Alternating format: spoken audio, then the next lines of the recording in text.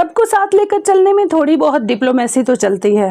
مانا کہ تھوڑی بہت ڈپلومیسی چلتی ہے، لیکن بہت زیادہ ڈپلومیٹک بھی نہیں ہونا چاہیے کہ اس شخص کے جاتے ہی آپ بالکل ہی بدل جاؤ اور آنکھ اوجل اور پہاڑ اوجل والی بات شروع ہو جائے کہ اس شخص کے جاتے ہی آپ اس کے خلاف باتیں شروع کر دیں، اور جو شخص آنے والا ہے، جو شخص آیا ہوا ہے، آپ کے پاس بیٹھا ہوا ہے، آنے والے شخص کے سامنے آپ اس کی برائیاں شروع کر دیں، اور جو آیا ہے شخص اس کی آپ فیور میں باتیں شروع کر دیں۔